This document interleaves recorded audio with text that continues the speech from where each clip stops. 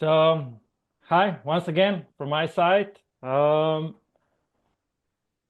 name is Jan. I'm coordinator of the route. I like to say that I'm doing nothing and at the same time everything, a little bit of everything. I'm working in tourism for 27 years. I started when I was 14, when I started guiding on Socha River, rafting and kayaking. At that time, 94, 95, that was possible. Of course, now it's not. So basically, tourism is my life. It's my passion. It's my profession. It's everything. I like to do also some other sports, and I'm also a director of Visit Good Place company, which is a tour operator, which operates based in Slovenia, but operates in this Alpe Adria region, a little bit in Italy, a little bit in Austria, a lot in Slovenia, and a lot in Croatia. Hello, hi. My name is Matic. Actually, the full name Matija Klanšček, but good luck with pronouncing that, especially for the non-Slovenian speakers. It's quite a challenge sometimes for us as well. Yeah, similarly as Jan, I've been not working for so many years in tourism. Actually, at the beginning, my basic profession is being geodesist, specialized in cartography and marine cartography and similar. But somehow it was a sort of a destiny, I want to say, because I bumped into Jan coming from the same hometown, actually, just being a few years older, but we bumped together now already many years ago, and we've soon found some very big similarities in creating that kind of products like we are presenting today, and also with all the work dealing with the Visit Good Place agency, of which I'm also a co-owner. Besides that, yeah, it's as you can see, at least I was much more when I was a bit younger, but passionate about all the outdoor sports. Still doing, but reasonably less, of course. But still, yeah, this is the main thing of my preoccupation, and it was also very well exercised while creating the Trans Dinarica route, which gave us all a lot of enjoyment. And we like to say that we all hope that everyone who goes on Trans Dinarica will enjoy or love it at least as much as we did when creating the route. And the last presenter for today. Hello, everyone. My name is Alex Kravar. I'm in the United States presently. I work with Matic and Jan a lot. We're working to create cycle routes regularly. We've done a bunch of them in Slovenia and across different parts of Europe. I've been a travel writer for 25 plus years. I'm a regular contributor to New York Times and National Geographic, and I've been a journalist for over 30. We've been creating routes. I've been creating routes, hiking and cycling for more than 15, 16 years. And for me, it was a great pleasure to be able to do this. I've focused on the Balkans mainly for the last 20 to 25 years, and having a chance to create something that basically has been a wish list item for me, because this is the way I typically see the Balkans, is either on a bike or by hiking, to be able to create something instead of just commenting on it as a journalist has been a great, both a great passion and a great time. So thank you all for being here. I look forward to hearing some of your questions and giving you some information. Thanks, Jan. Of course, we're not the only one who created Trans Dinarica. We are just the, I would say, the heart of it. But there was also that I would like to mention Mateusz Hribar, our photographer and video maker. And then Andrej Bandel, also our cartographer. Jovan Erakovic from Serbia guy, who also helped us with the cartography and local guiding. And then all the other guides and people who helped us along the route, like Uta from Kosovo, or Bojan from Croatia, or Claire from Albania, or from whoever, because there were at least 20 people, local guides, local specialists who helped us to do Trans Dinarica and to finish it. A little bit just who we are. We are part of Institute of Sustainable Tourism. The brand name is Good Place. We develop sustainable and outdoor tourism. Good Trail is a part of it, and through Good Trail we develop long distance hiking, cycling routes for quite a few years. So Trans Dinarica, it's an epic adventure across the Western Balkan. It's the first cycling route that connects the Western Balkan. Of course, there were people already who are cycling through the Balkans in before and are doing also now, not using Trans Dinarica. But we were the first one who put everything together into a package. So it's very easy now for everyone, almost for everyone to do it. And the cycling is just a way of mobility between the cultural and natural sites along it. So it's a mixture of adventure, culture, and cuisine, which I'll present a little bit later on. Of course, it's a sustainable product. You cannot experience this beautiful place more sustainable as by bike, maybe by hiking, but you're much slower. We are lucky that we included all the ex-Yugoslavian countries into it, together with Albania. By doing Trans Dinarica, you're helping people living in villages that we connected, that they would stay there, because one of the biggest challenges and the problems of the Balkans, it's migration of people to the big cities and then to the Western Europe or to the Central Europe. And we were happy that we were presented in more than 140 world's best known media who helped us to basically to bring you here to this session. A little bit of the history. We started creating the routes 2013, Trans-Slovenia, together with the German guy called Uli Stancio. He was the big beginner of Transalp tourism, a mountain bike long distance route. He was also many years editor of Bike magazine and the beginner of Lago di Garda bike festival and Transalp races and things like that. So together with him, we started developing Trans-Slovenia routes. We learned lots from him. But then 2016, I got on my table a map of Via Dinarica route, which is the hiking version of Trans Dinarica. And I immediately said we should do something like that just for cyclists. And then luckily the same year, I've met on ITB Berlin, a big tourism fair, Alex and another guy called Thierry Joubert, who were there. And they had the same vision and wish. And 2017, we already put the first version of Trans Dinarica on the map. It was a mountain bike route that connected Slovenia, Croatia, Bosnia, but we soon realized that it's really challenging, really hard to do something like that in the Balkans, especially from Croatia on, because there is not a really good system for maintaining the trails. So where there is a single trail one day, the next day there can be nothing because the forestry will destroy everything. So we said, okay, it's too difficult. But then we were developing some other routes, and then COVID came and we had more time, and then we really put lots of effort to Trans Dinarica, the new Trans Dinarica, the one that we present you today, which is for leisure gravel cyclists. And then 2021, US8 Project Edge supported us. 2022, we started with the project, and then 2023 also GIZ, so German help to Albania supported us, and the economy. Swedish help supported us, and 31st of July, we finally launched it. So now it's available to everyone. Now let's go to the real presentation of it. So why to ride the Trans Dinarica? Which are the main reasons to do it? First of all, I would say diversity, but not diversity just of the pristine landscapes, but also diversity in terms of the religions, countries, languages, cuisine, and things like that. You can just imagine you start in the Julian Alps and immediately you already enter into the Dinarica Alps, and then you are cycling along the Socha, a really nice river. And this is just in Slovenia. And then you go through 3 different wine regions, also in Slovenia. And then you come to Croatia, to the little bit to the coast, and then already climb to the Velebit Mountains. So basically, you're changing the landscape every day. And the Balkans is not flat. You are always challenged by a little bit of climbs and then perfect descents. Then the second region is definitely great cuisine across the region and diversity cuisine. You know, when you are in the Alps, it's more about the cheese and potatoes and things like that. And then we are going to, because Balkan has lots of rivers, you have lots of trouts in between.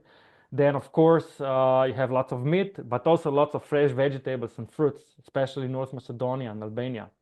And of course, when you come to Croatia and when you reach close to the coast, you have these typical Mediterranean dishes. But one thing that I have to mention, you will definitely meet burek. This is the dish on the right bottom side. It's a pastry filled with cottage cheese or meat or spinach or potato or whatever. And this was always our lunch together with yogurt for every time we were working on the field. So definitely rich and really tasteful cuisine. Incredible views, as I said, Balkan is not flat. Ups and downs all the time, so incredible views are definitely part of it, and you will experience it. I must say one of my biggest advantage of the region is great people, genuine hospitality.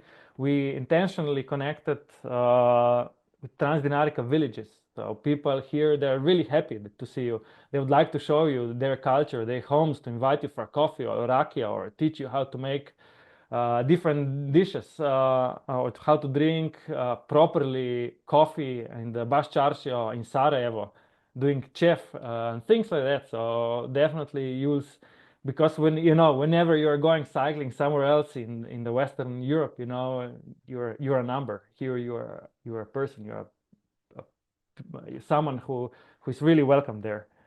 And then at the end of everything, I would say also an epic adventure. Whenever for the last 20 years I was presenting different tours or programs that we have, or routes on the different fairs or business to business tourism events across Europe or world, people, partners, friends were always saying to me, Jan, what about the rest of the Balkan? Why just Slovenia and Croatia? We know it. It's nice. We know it. It's reachable. We read lots about it. What about the rest of it? Because for us, for the centrally Western Europeans, the Balkans represent something really adventurous. And for me, I was the last Tito generation. So Tito was our leader in Yugoslavia. When I was entering school, I still had to wear those, partisans hats with red star and red scarf, and singing partisan songs. And Tito picture was on the walls. And I still was learning Serbo-Croatian, so I was hearing lots about the beauties of the Balkans. And my parents, they lived in Yugoslavia and born there for all their lives, and they really wanted to experience it. And once I was older, I could then experience some of it. And then especially when we were developing Trans Dinarica, we were really, even us, impressed by it, and we really want to share this beauty with you. And thank you today to be with us and to have a look what we have to offer. Alex? Yeah. Well, who will enjoy the Trans Dinarica? So this is really more about the kind of demographic that we've created the route for.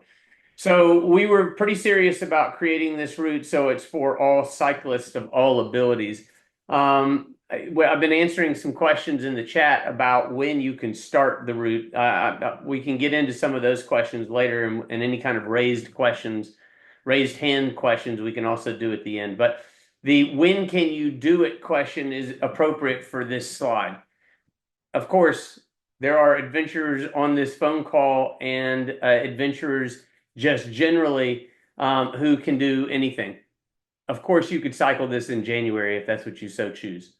We created this route to be something that people of average to good cyclists can do.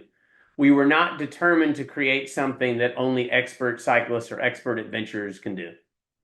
So there will be places that are challenging for some folks, but we wanted it to be something that people could do without having to feel like there were big parts of it that were beyond their abilities. So the question regularly was, when can you start this? Could you start this in April? Of course you can, if you're somebody who has all the gear and you're determined to start it in April. For an average cyclist, I think mid-May is realistic, because the Balkans are covered in mountain ranges, and there is snow in kind of pre-global warming years where there would be snow all the way through mid-May, for sure, if not later sometimes. But generally, this route is for cyclists of all abilities. We want people to experience the region, the culture, to be there for all the different things that the Balkans have to offer, the villages, the food, the music, not just simply for pedaling every day. Pedaling every day will be a big part of the day for you, no question. But the Balkans should be the biggest part of why you're here, I would imagine. Folks who want to challenge, not just physically, but also about seeing new cultures. That is the trendy thing to do. This route tests that trend. Are you somebody who wants to be in places that you need to ask questions? You need to try things that you probably haven't tried unless you're from the region or have spent a lot of time here. People who truly love sustainability, not just about how trash is handled or carbon emissions, but want to see local community-based tourism thrive and strive, this is that kind of route. We want this route to be something that supplies and gives an economic, sustainable tourism economic engine for the region, so that people, not big companies from other places, can develop and grow around this route. And people who want to connect through genuine adventure, families, groups, people who want to just simply see a region in a way that is much more personable. Gravel bikes, I know that that's a trendy thing to say, but those are the best bikes for this route. A gravel bike is something like a hybrid between a mountain bike and a road bike. It has the geometry of a road bike with drop handlebars, but it has the toughness of a mountain bike. If you were going to choose between mountain bike and road bike, you should choose mountain bike, because there are sections here where a road bike just wouldn't do well, nor would road bike tires. Great for e-bikes. One of the things that we have, every single part of this route, every single stage ends and begins in places that have accommodations where there's actually a roof, bed, shower, electricity. E-bikes is a great way to go. We have official tour operators throughout the region. At the moment, I think we have about 8. We have one that is in every single country. We did not just give carte blanche to every tour operator who wanted to be a part of this. It was part of what we wanted to do. This is a trademarked route. Part of the reason it's trademarked isn't so that we can make a bunch of money off of it. We're not going to be making money off of this. The money that comes in will be because we want to sustain the route. We want to sustain the information. We want to be able to update the information. We want to make sure that the website, the app, the information that's being given to travelers is correct. The way that we do that is we have chosen tourism operators. The number will grow over time, but we've chosen tourism operators that understand the necessity for quality. People and organizations that understand the respect that needs to be given to the region, not just money, and people who understand what is necessary for this route to continue into the future. These are the kind of operators that can provide things like self-guided tours, tours with guides, luggage transfers, bike rentals.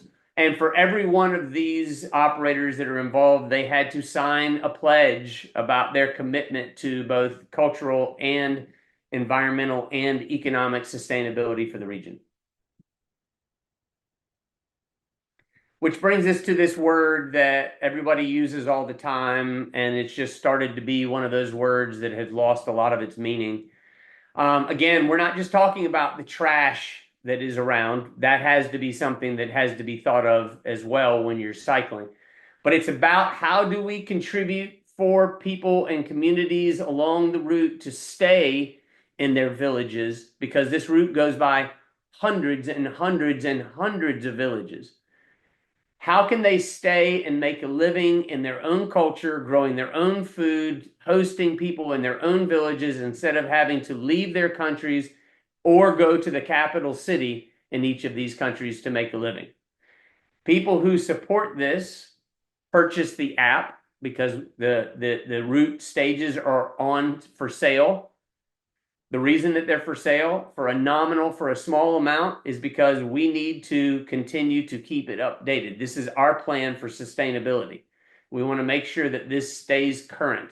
People who are investing the small amount it takes to buy these routes, to buy these stages with all the information you need to do this route, are investing in the sustainability of the communities along this route.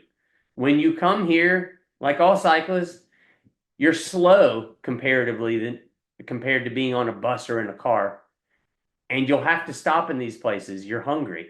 You'll have to give your money to families and to local operations rather than staying in the same 5-star hotels, 4-star hotels that you can find in any place across the region.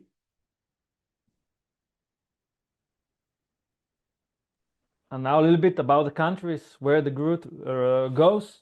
First of all, just a few basic information about Trans Dinarica. So in total, it's 5,500 kilometers long, and this includes the backbones, the alternatives, and the connecting stages.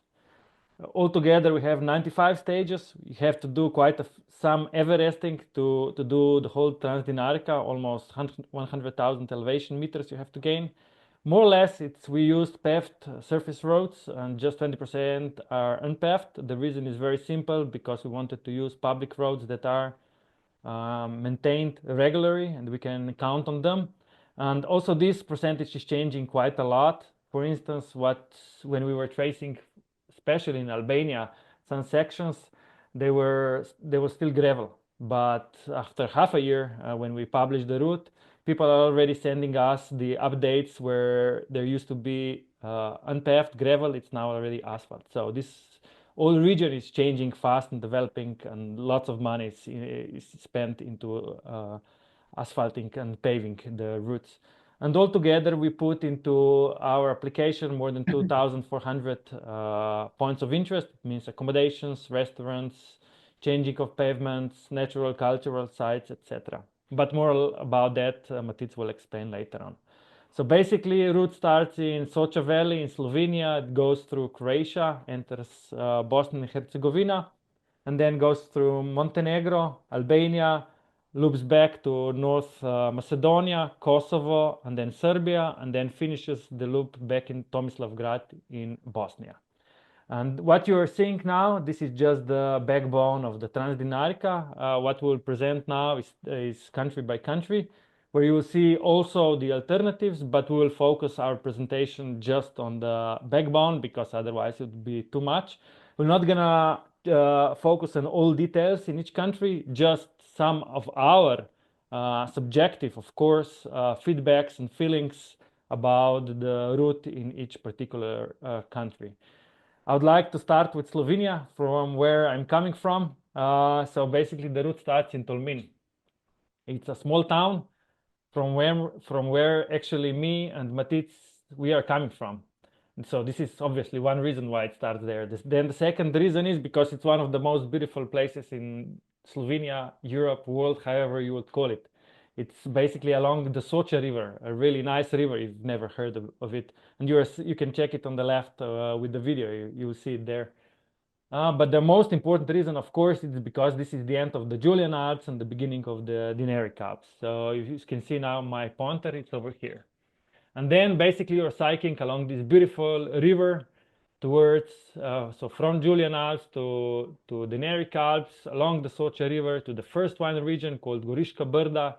They call it Slovenian Tuscany. Then you already enter into the second one, Slovenia region, Vipava Valley, and then to the third one region, it's Karst region.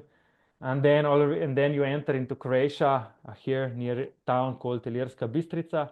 What I would like to say about the Slovenia, it's perfect beginning of Trans Dinarica, because the infrastructure here, especially dedicated cycling routes, you can find it here quite oftenly. It's really easy to navigate, really a lot of infrastructure everywhere. So perfect beginning, and if you like it, then great, you should definitely continue.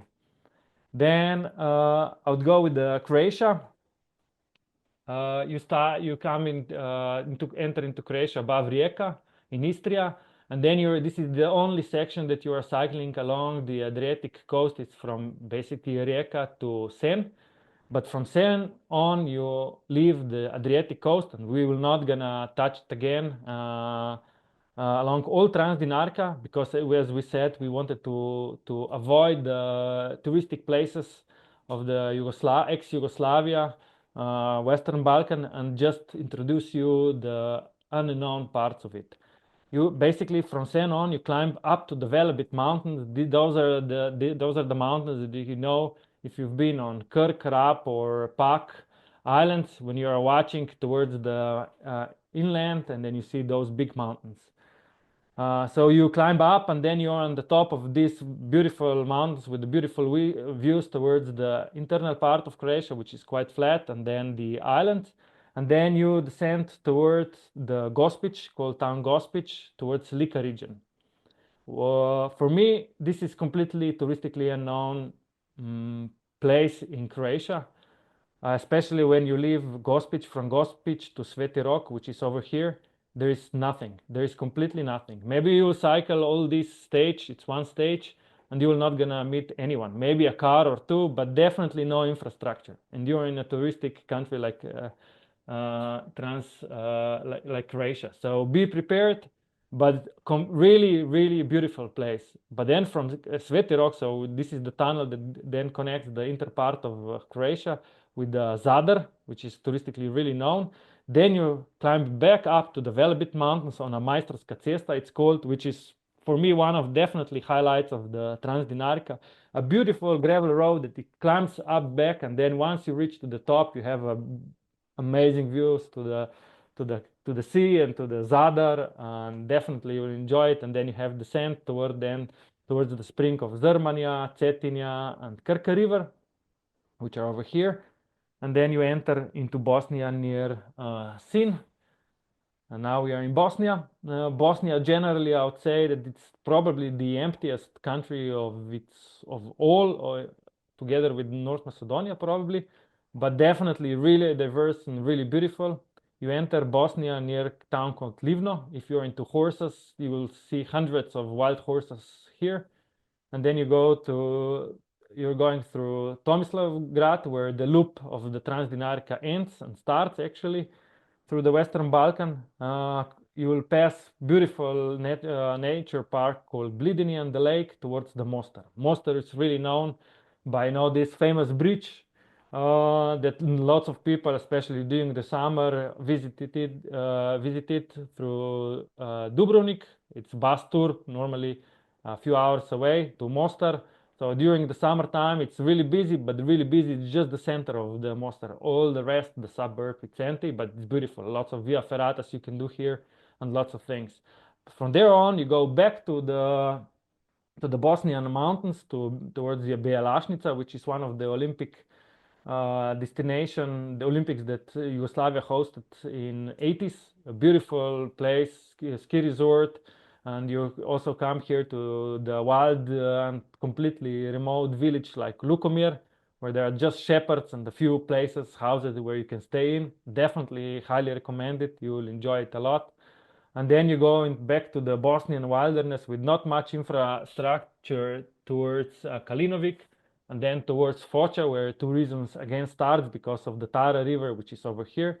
Here are lots of rafting companies that you can do if you want to do some rafting. And now I'll also explain the other part of Bosnia, where the Trans Dinarica loop around Western Balkan ends. So basically, this is the wildest part of Trans Dinarica, probably, or one of the wildest and the most challenging one. It's over here. Once you enter from Serbia into Bosnia, nearby Banja Bašta. Once you enter here, this is a new national park called Drina National Park, and there is basically absolutely nothing for about 100 kilometers. So, and quite a challenging climbs.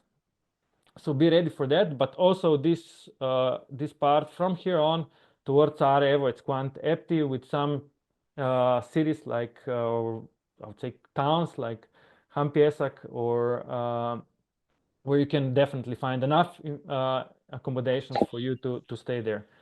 Definitely have to see Sarajevo. It's a cultural hub of ex-Yugoslavia. It was also, I think, declared by Lonely Planet just 3 weeks, I think, ago, one of the best destinations to visit in 2025. And then from here on, to finish the loop, it's a mixture of nice climbs, but also remote places to finish the loop in Tomislavgrad. The last country that I will present, and then Alex will continue, is Montenegro. For me, as a next kayaker as well, and it's also, as a cyclist, it's one of the highlights, especially how you begin cycling in Montenegro. So from Foča, from this Tara river, you know, you enter then into Montenegro, into Durmitor Mountains, which are over here. You would see lots of shots now on the left side on the videos, and they are just amazing, those ones.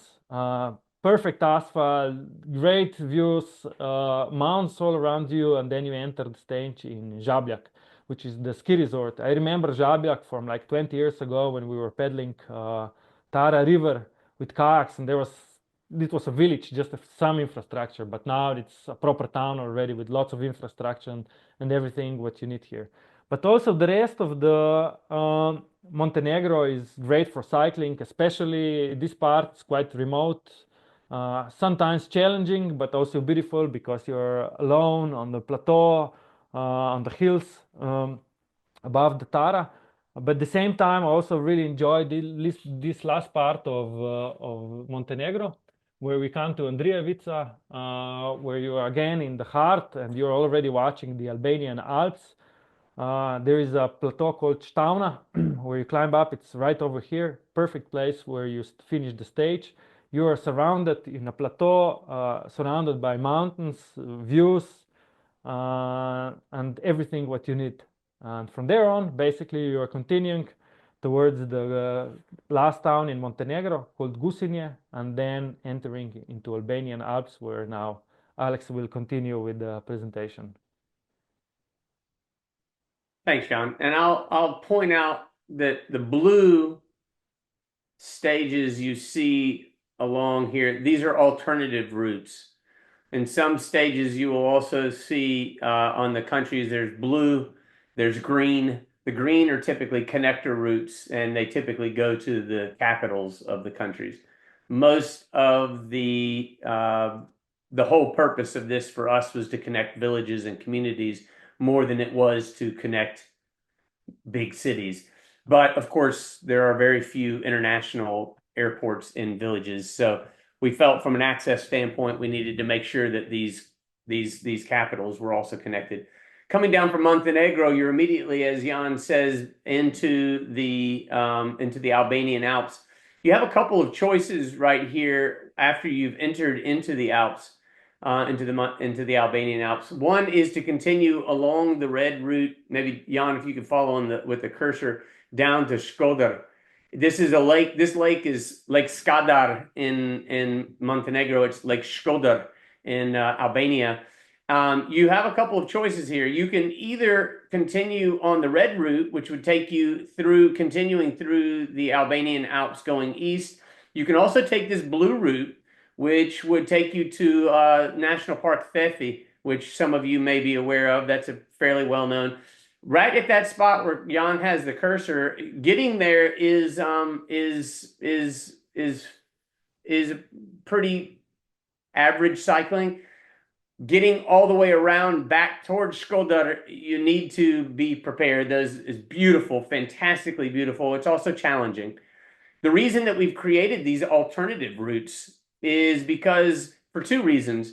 One is because some stages can be challenging, and we want to make sure that everybody has a good way to go that suits their abilities. In some cases, we know that there are places that can be more challenging, and we want to give people who want to challenge themselves some of those. This is one of those alternative routes that we know that this is challenging, and we're giving people that. If they decide to continue on the red route, right where Jan is right there, they have, again, two choices. You can either go the direction he's going, or you can go down where he's going right now. This blue alternative route does two things. It takes us to Tirana, which of course is the capital, and that's a good access point for people who are coming into Albania and they want to start the route. You can continue on that way, and it will eventually come up to Lake Ohrid, which is a lake that both Albania and North Macedonia share.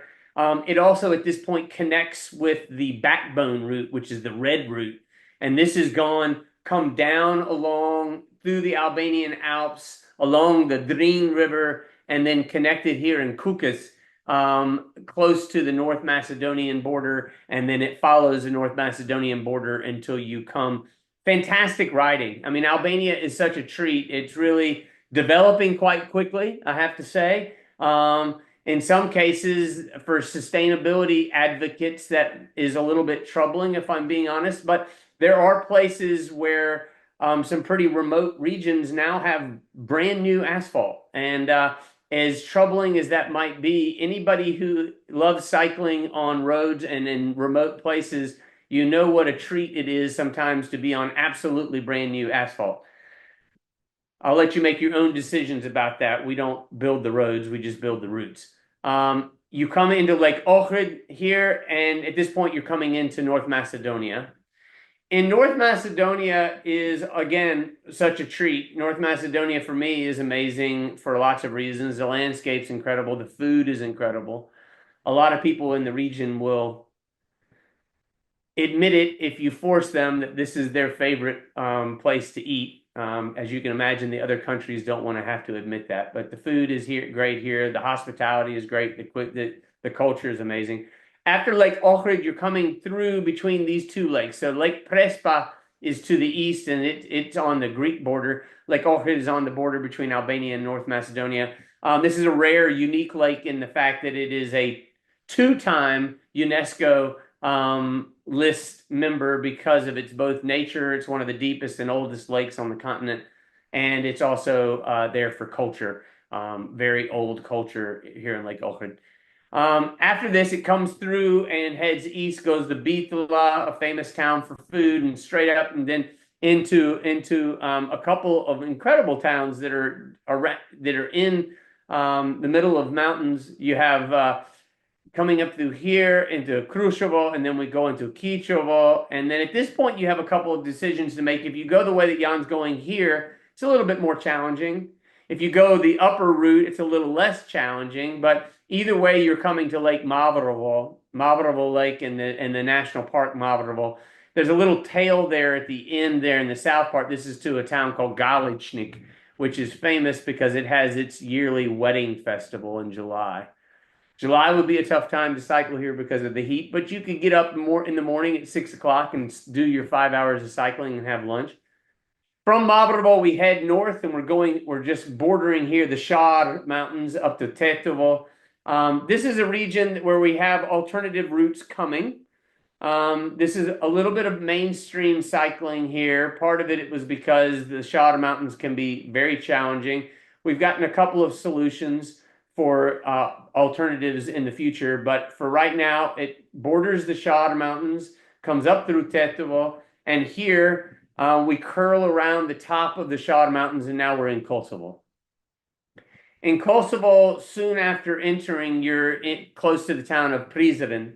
Prizren is an Ottoman-era town, city, that is absolutely beautiful, on the river, incredible culture, a great place to stock up on gear, food, place to stay, figure out what you're doing next. We come up, we go north. Kosovo is a great place to cycle, and a lot of folks aren't doing it. It's a pretty empty place to cycle, but with nice infrastructure, beautiful roads, and of course, people are looking for chances to help you.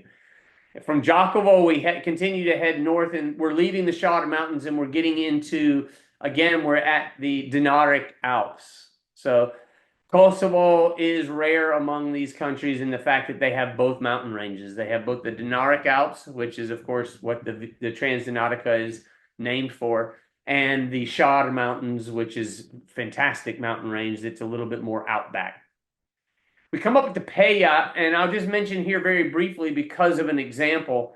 In Peja, you have two choices. You can go the way that Jan's taking it now on the green section with this connector route.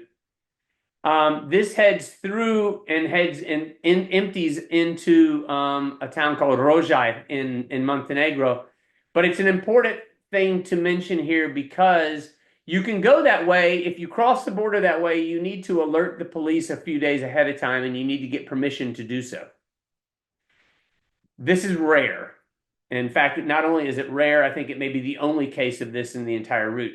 For folks who will be asking this question later, you cross the borders just like you would cross any border. You go on the normal border crossings. We have made sure that the route only goes to international border crossings where passports are all, if you've got a passport to be in Europe, all of your passports will work here.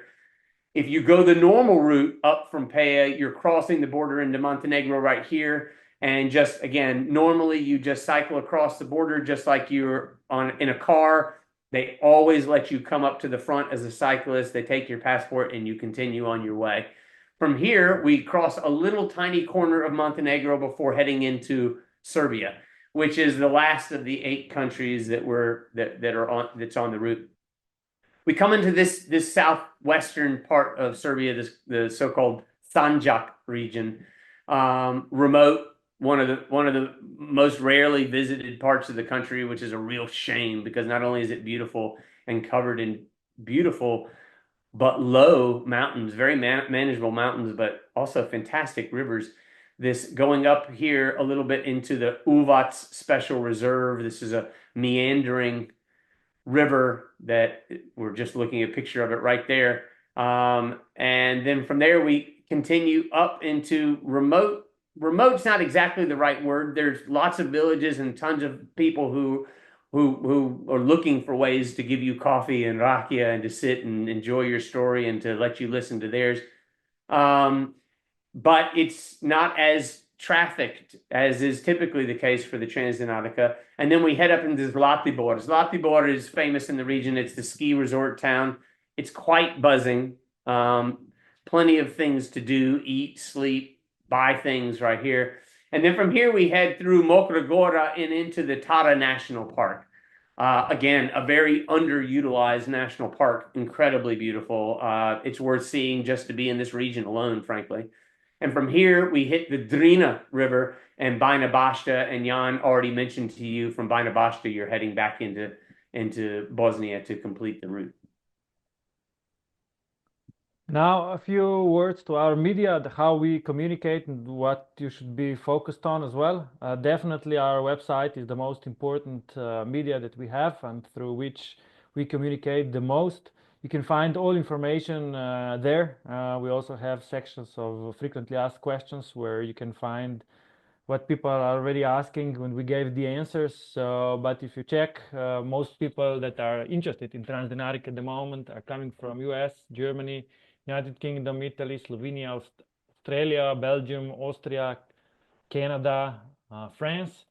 So definitely check that before you go. I also suggest you to follow our social media because we are posting here interesting stories and also some warnings. Like for instance, 3 weeks ago there were huge floodings in Bosnia, and we were then posting things about that there as well. But I think the most valuable for you is to join the Trans Dinarica travel group, which was created by us, by Sven now, by people who are doing Trans Dinarica, and people are already posting here where they've been, their feedbacks, where they slept. They're trying to hang out with each other. So definitely suggest to subscribe.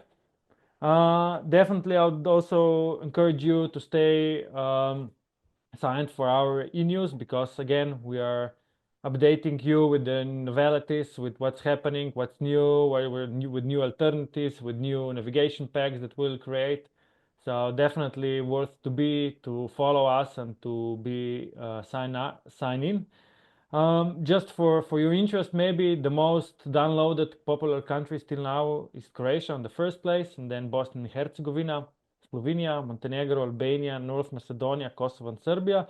But as you can imagine, it's just the start of the Trans Dinarica, so the difference is quite small. But mostly the Trans Dinarica are doing it now till now because people are still on the route at the moment.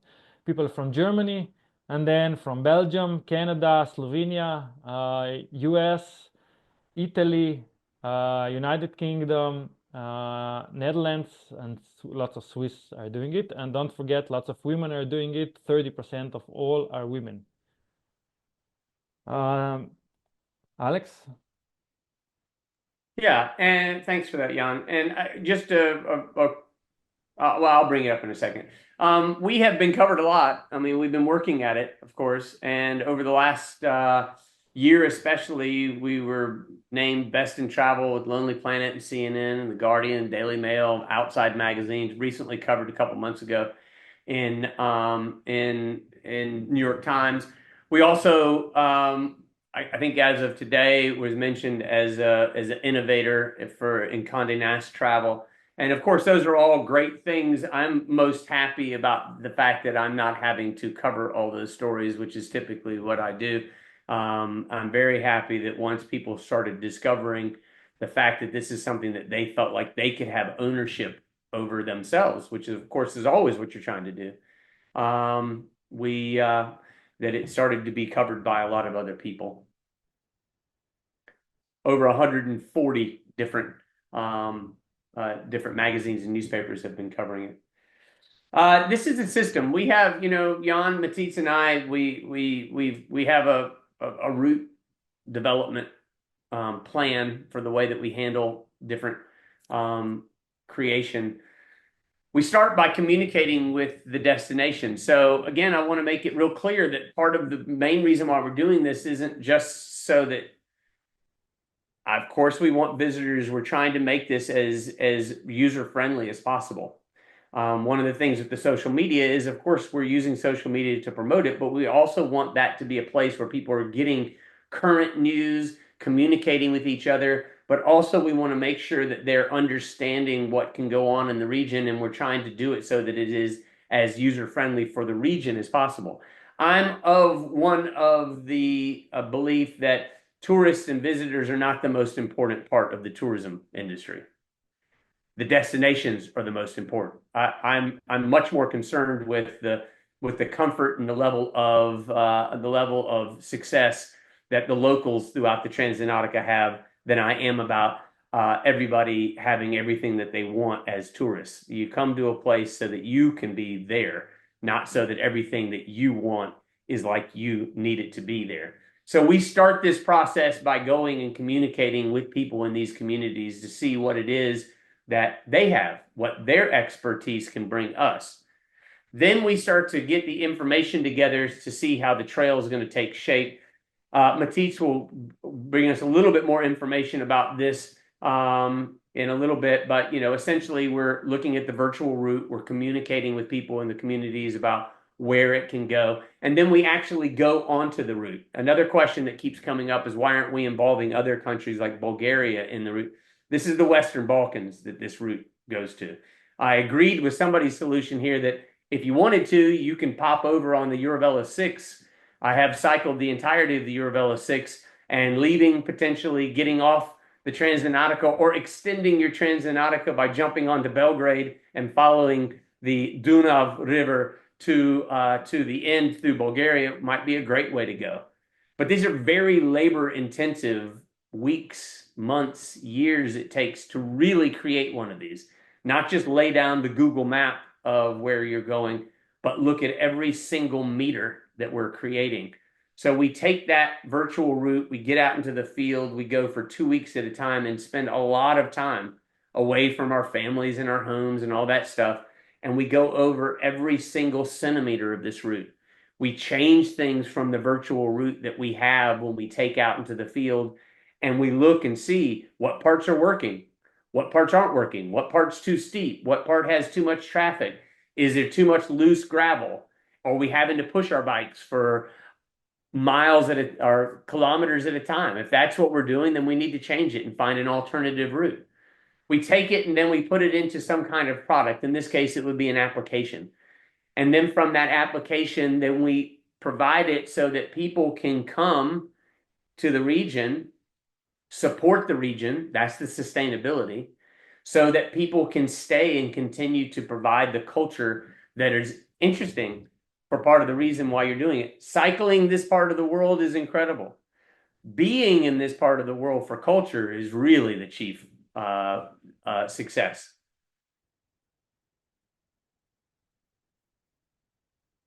So now maybe we'll take a slightly deeper look into how the creation of it, and I'll pass the microphone on to Matisse. Thank you, Alex. Yeah, that it would be really, let's say, time-consuming challenge to dive you deep into the whole process. But yeah, we can jump to the next slide, Alex. But yeah, this is somehow the reason. Yeah, I started with this sentence. A big network of ideas, I would call this. If we had the possibility on this map to zoom it in, you would see really many detailed variations of the route, but this is actually how it started. So this number of almost 30,000 kilometers, it's actually how it started with different ideas, with different possibilities, with different connecting options. And somehow through the process of creating the route, we needed to follow several criteria that have been already mentioned tonight. Creating the reasonably long and stages with reasonable big amount of elevation to climb, connecting stages with places that offer infrastructure for overnight stay, to eat, to repair bikes, to but at the end of the day, all those stages also needed to be scenic, needed to offer enjoyable cycling, needed to avoid busier roads as much as possible, and therefore, yeah, there were lots of iterations gradually coming to the final idea. And already the first theoretical route before we went tracing on the field was created with a great help and effort from the local communities through the workshops with people from all the countries helping us narrowing down all the possibilities. And then somehow we ended up with with the route or with the final backbone and the secondary and connector route possibilities that have been presented today. So just to have a, let's say, a slight idea of how it went, this is just a short example of tracing in one region the 10 days of terrain work. I'm not sure if the video is going on, but yeah, what we wanted to show here was how many data was actually collected when being on the route. Not only finding the right way or the best way, but also picking up or collecting information about many points of interest along the way in terms of accommodations, restaurants, bars, water resources, bike services, changes of the type of the surface. What was the gradient, what was the quality of the surface, and similar. So yeah, I'm sorry. I don't know No. why it's not showing up, I don't but know. I don't know why it's not showing yeah. up. Yeah. Anyways, we can go to the next slide. But what was here prepared was a bunch of points, along the way. Literally around 600 to 800 points per each session of field tracing.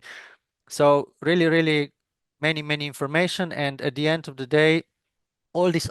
Now here we can see slightly some idea, the general idea what I was talking about.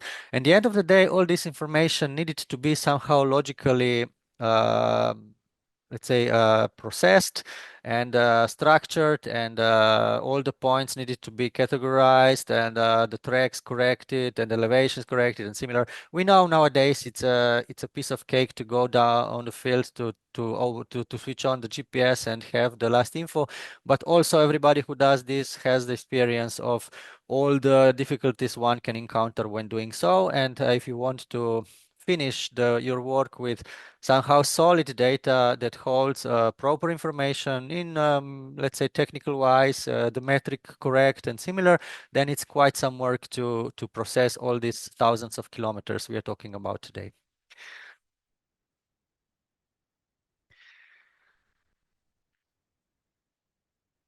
We needed some tools to do so. Of course, we used lots of them, not important now for these presentations. Of course, there are several serious GIS platforms or tools, and we did use them, but at the end of the day, we also needed sort of a final tool to make this information accessible to the cyclists as well, and on the other hand, to be able to manage them by ourselves.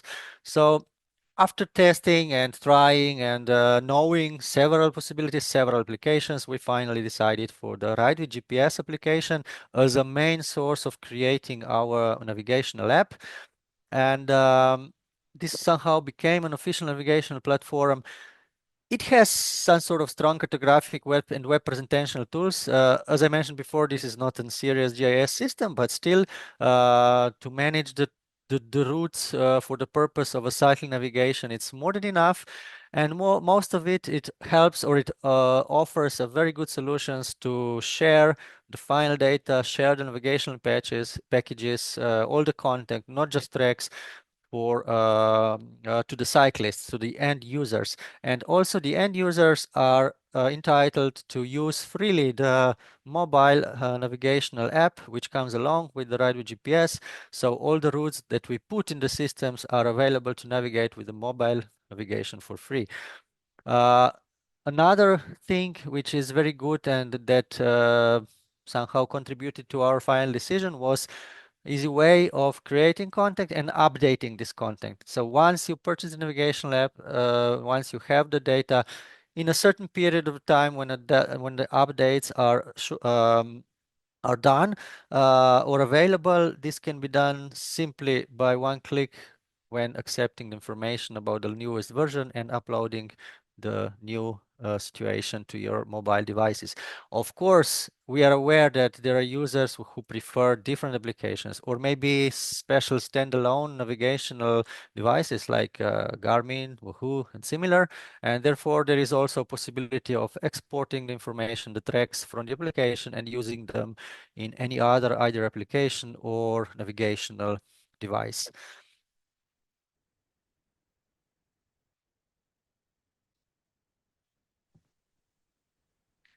Just as a introductory information, you can explore and browse more into detail on our webpage, but this is just general info about the length and the elevation per country and altogether, counting the backbone of the route and also separately the connecting routes, which are not actually part of the main route, but just connecting the, as already mentioned, the logistical hubs with the main route. On the next slide, we also tried to show let's say the structure of points of interest which were collected. This is like somehow the final set of points which are presented and which are all included inside the navigational packages as part of the tracks of the routes. So these are actually points of interest that can be seen and used on the routes and also hold, besides the basic information about the category, also hold external links that leads you to some other external sources of more additional and more detailed information. So many different types of points with lots of businesses included along the way, presenting, of course, accommodations, possibilities to eat, like restaurants, bars, and also natural water resources were found.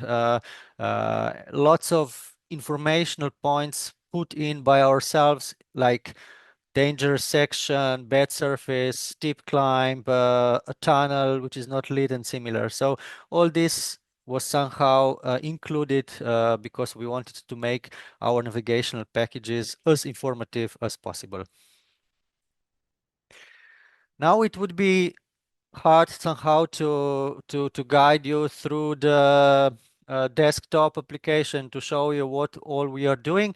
So it will be much better to show you what it looks like on the mobile application. It's more like just a short glimpse into the situation. I hope this will work. Just a second. Okay. Here we go. This is what it looks like when opening a navigational package of one country. In this case, this is Slovenia, the Trans Dinarica route of through Slovenia. Yes, some general information about the country with, of course, with link to web page with much more detailed information. Then the section with the routes you can browse them directly, like in geographical order, one by one, or you can access all the routes through the itinerary.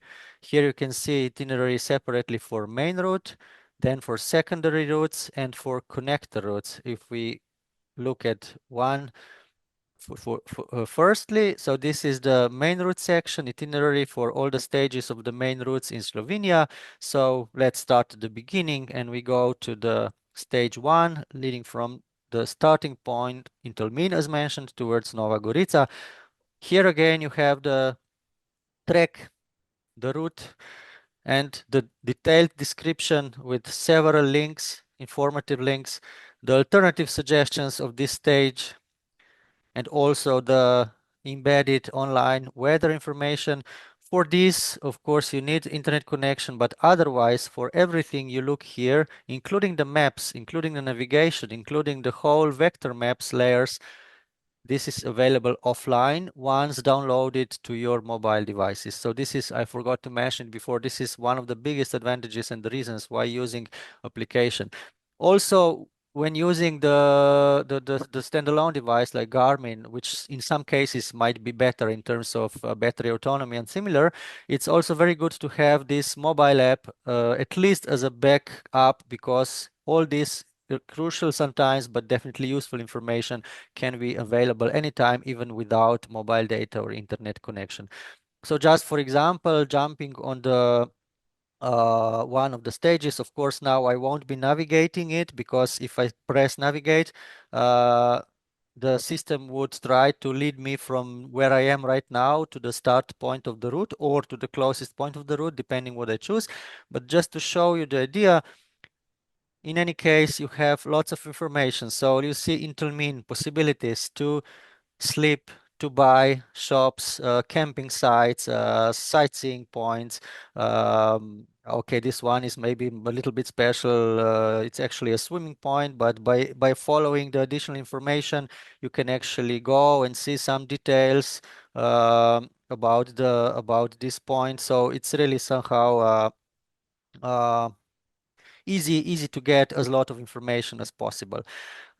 With the accommodations and with the businesses, you can access the detailed timetables, opening hours, and similar.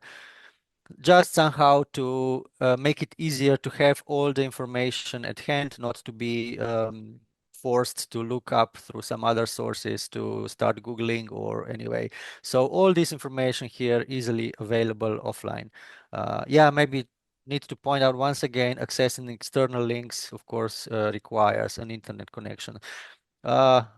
With the routes, the descriptions, the photos, representative photos for each stage. This is similar, or sorry, it's the same as on the web page. So just to have a bit better impression about what it looks like, the detailed description as on the web page, the vertical profile, which can be explored more into detail, cue sheets about navigation, where to turn, like active navigation, representation of the climbs up and down. So many different possibilities one can do and use.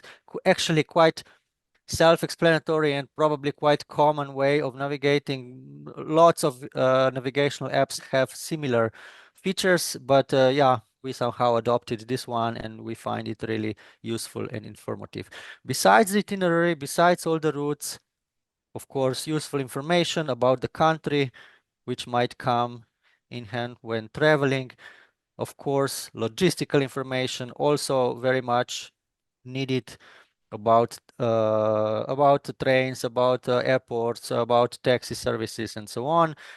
And sustainability tips. We talked a lot about sustainability today, so here are actually the 19 tips or statements that already needed to be signed by the tour operators, as mentioned before. This is somehow sort of a guide to find the useful information about this subject also here in the application. So yeah, this is just the Slovenia package. When having Radu GPS app, you can easily go back to the account. You don't need to buy any subscription of the app, but it is somehow advisable to create, let's say, just a personal account on Radio GPS app in the free version, because in this case you can easily download several experiences and then switch between them. So we were looking at Trans Dinarica Slovenia. Now I can simply switch to another one. This is a sort of a test, but it's about North Macedonia and so on. So I can upload here all the 8 countries, all the packages, and have them here in handy in my application whenever I want to go on the road. And also, yeah, I mentioned before, maybe a quick show of this as well, but each route can be easily, when opened, can be easily downloaded in a form of the GPX files if wanted, or if somebody wants to use it in other applications or similar.